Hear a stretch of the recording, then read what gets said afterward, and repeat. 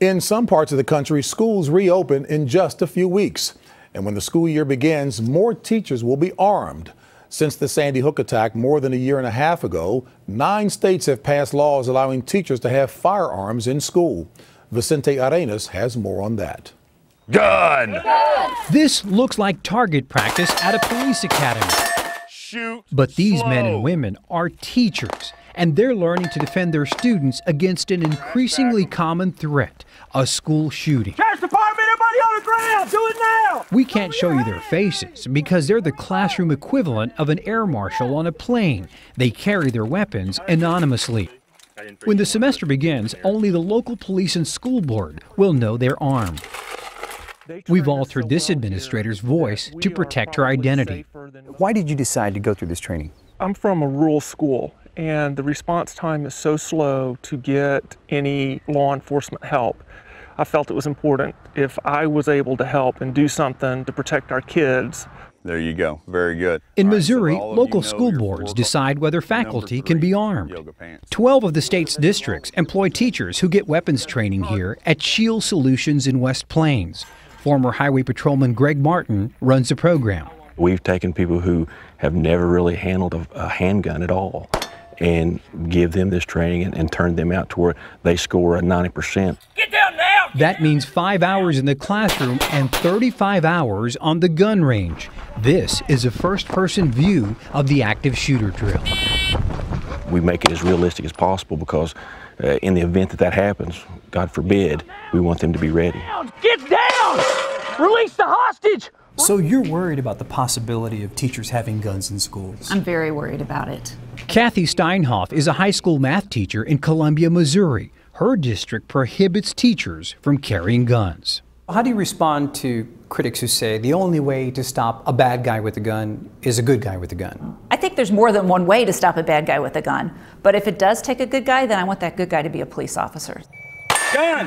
While programs like Martin's aren't common, a vast majority of Missouri lawmakers are pushing to make training like this mandatory for teachers with guns. Every day in this country, millions of parents let their sons and daughters play the school sports they love, but worry about what will happen if they get seriously hurt.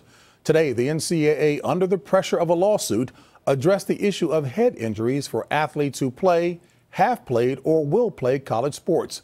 It agreed to a proposed $70 million settlement of that class action suit. The money will pay for neurological testing, but not for treatment. And the NCAA will have a new policy for returning injured players to the game. Mark Strassman has details. From 2004 to 2009, nearly 30,000 college athletes suffered concussions, more than half of them playing football. Lawyer Steve Berman represents injured former players who sued the NCAA. Players are being returned to the game too early because of bad concussion management. And if you go to the game too early, you are at risk for a serious long-term brain injury. And that's what we're trying to prevent in this settlement. The NCAA has agreed to pay for any college athlete from the last 50 years to get neurological testing. Every current college athlete will get a preseason neurological test to help diagnose any concussion later on. They'll also be protected by a uniform policy about when they can play again after a head injury. No athlete with a diagnosed concussion could rejoin the same practice or game in football, basketball, soccer, ice hockey, wrestling, field hockey, and lacrosse. At Kennesaw State University in Georgia, women's lacrosse is one of 18 NCAA sports. You certainly don't want to return someone from a head injury before they're ready, and sometimes that decision making is difficult. Mike Young is the school's director of sports medicine. Hopefully this will help sports medicine staffs across the country get what they need to properly take care of the student athletes. Because the more everybody's on board, the easier your job gets about taking a kid who is at risk because he's just been hurt, getting him out of the game and getting him help. Right. The NCAA admitted no wrongdoing in the settlement. It said in a statement, "We have been and will continue to be committed to student-athlete safety." Critics point out that this settlement does not require the NCAA to pay any medical expenses. And James, the federal judge still has to approve of this settlement, and he may do that in September. Mark, this is a major concern for families and especially mothers with children who are playing in contact sports. Right now at the NCAA level, we're talking several 100,000 athletes playing. How is this going to be executed? Well, as many as 4 million current and former college athletes may qualify for this testing. The settlement calls for 10 sites to be set up around the country where these former players can go in and get tested. But think about it, the older the player is, the harder it may be to establish his playing days, make a connection with whatever he's going through today. Mark Strassman in Kennesaw, Georgia, thank you very much. Chinese regulators have visited several Microsoft offices in China, reportedly in relation to an antitrust investigation. Representatives from China's State Administration for Industry and Commerce, which is responsible for enforcing business laws, made a sudden visit to the company's offices in Beijing, Shanghai, Guangzhou and Chengdu. SAIC said it had obtained documents, emails and other data from Microsoft, adding that it could not complete the investigation, as Microsoft had said some of its key personnel were not in China. Microsoft has been suspected of violating China's anti-monopoly law since June last year in relation to problems with compatibility, bundling and document authentication.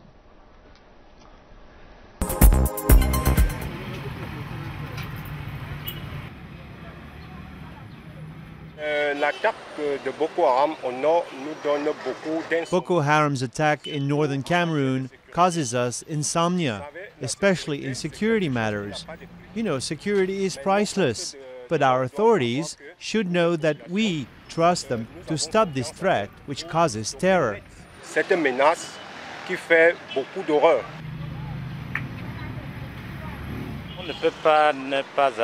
We cannot not be scared because this enemy is said to be invisible. We don't know where they lie. We ought to be scared.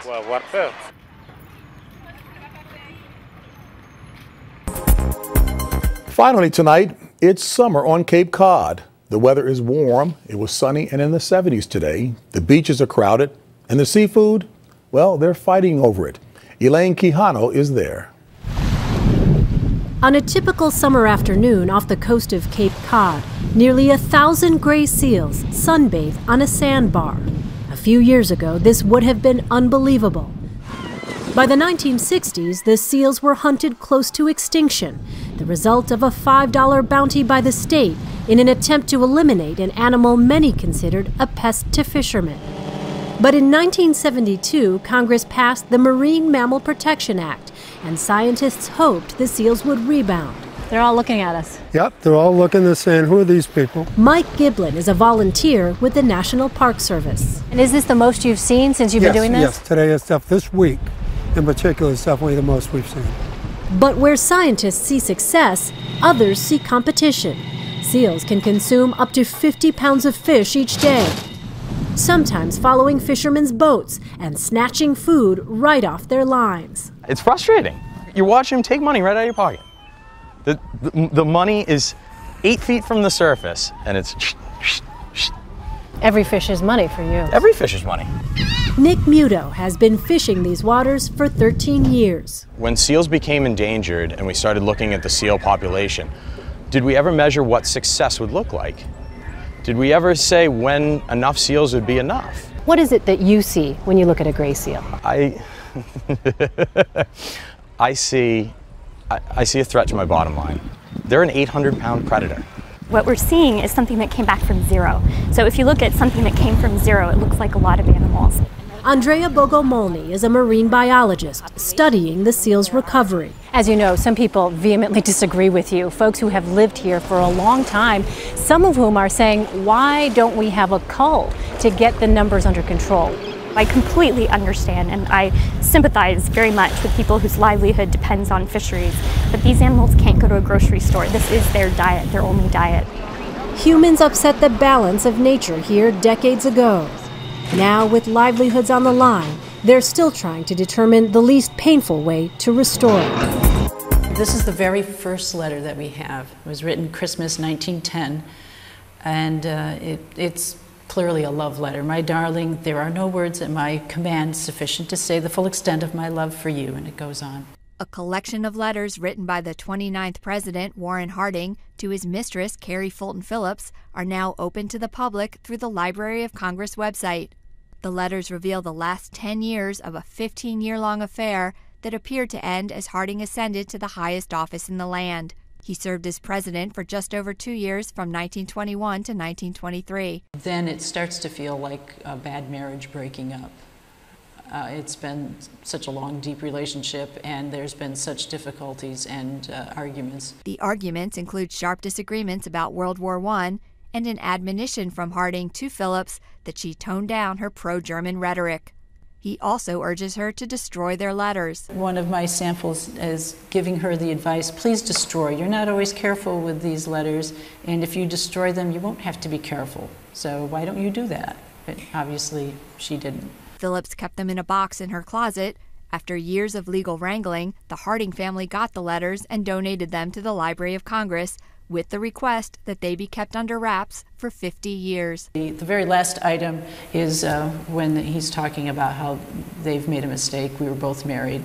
The last line is, happily there's been no irreparable damage, but if he saw us laying everything out here in 2014, maybe he'd change his mind. Hannah Buchdahl, Associated Press.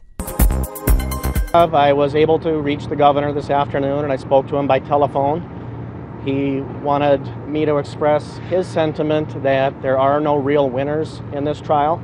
He's certainly grateful to the jury for their verdict, but his reputation with an entire generation of young SEALs may never be repaired, and that's why he says that there's no winner here.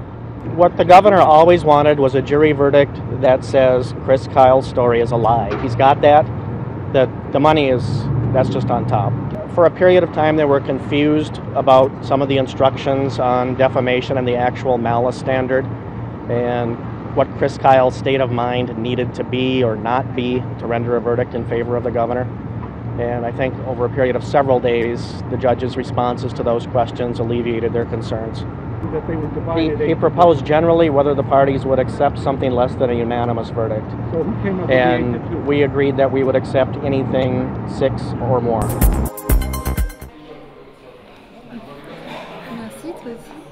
Kaiser Wilhelm war ein Mensch, der gerne großspurig auf. Wilhelm II was a very arrogant man who abused his military power. But at the end of July 1914, he started to become afraid and was among those who hoped there would not be a war. But his political and military advisors pushed him in that direction. Extrem darauf gedrängt. Man hat Russland noch ein Ultimatum gestellt, diese Mobilmachung zurückzunehmen. Russia gave Germany an ultimatum to withdraw its troops. In the afternoon of August 1st, the ultimatum expired. Kaiser Wilhelm II consulted with his advisors. They called up their troops, and 3 hours later, Russia received the German declaration of war. Die deutsche Kriegserklärung übermittelt hat.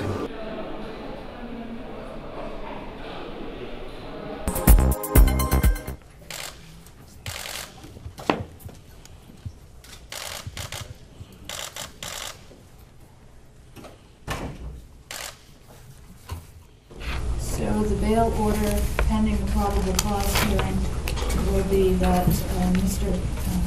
MillenniumTV would be released if he posted $1 million cash and cash only. The conditions would be that he not commit a federal, state, or local crime while on release, that he appear at all court proceedings as ordered, and he advised the court in writing of any change of his address within 24 hours. Rescuers in Washington state faced a big challenge today. A hiker fell down an embankment near the Skokomish River. First responders decided the only way to get him out was to hoist him up to the high steel bridge 420 feet above the river. The hiker suffered a broken leg and some bumps and bruises. The U.S. military is investigating a strange incident overseas. The body of a young stowaway was found Sunday in a compartment near the wheel well of an Air Force cargo plane. David Martin is looking into this.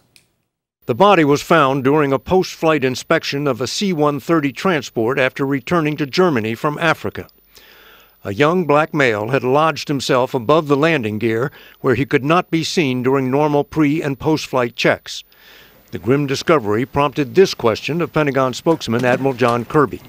Aren't these aircraft supposed to be guarded at all times? Well, I think certainly that'll all be part of the investigation. Looking at security implications here for how a young man could get inside the wheel well of an Air Force aircraft. The flight originated in the African nation of Senegal, flew east, stopping in Mali and Chad, then north to Tunisia and Sicily before returning to its home base in Germany.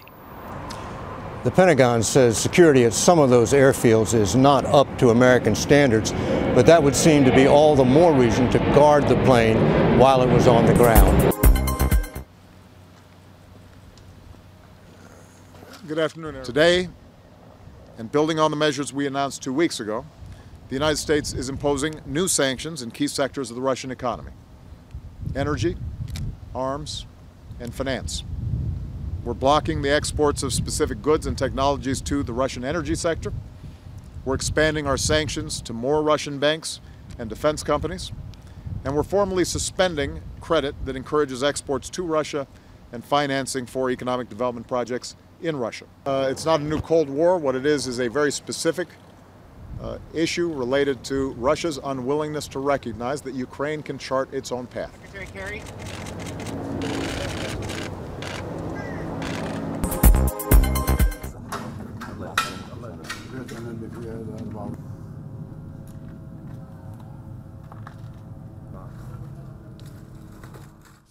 Suddenly missiles poured down like rain. We left our homes. Some were running in that direction, others in the other direction. People didn't know where to go. People were screaming, "Evacuate!"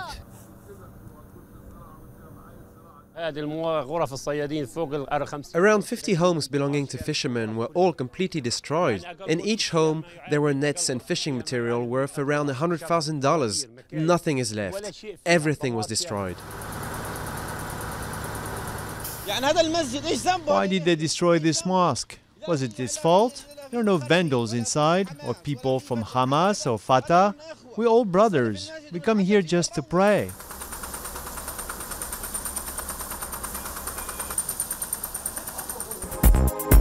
Overnight, Israel let loose the heaviest barrage in a 3-week-old war with Hamas. More than 100 Palestinians were killed in Gaza. Multiple targets were hit, including the only power plant, leaving Gaza without electricity and water, since the pumps cannot operate without power. And there are new questions about who is responsible for explosions in a Gaza street yesterday that killed 10 people, mostly children. Barry Peterson is in Gaza tonight. And Barry, is it possible that a Hamas rocket fell short and killed those children? It's really hard to know, James. There's so much activity going on. Now, we were at the scene minutes after it happened. From what we saw and talking with people who know about these things, they say the size of the shrapnel and the way it was spread says it was probably a rocket, not a mortar. The Israelis were quick to release a surveillance photo saying it was a rocket fired 2.6 miles south of the area, aimed at Israel, that fell, as they said, tragically short. Hamas, of course, blamed the Israelis. It may never be known.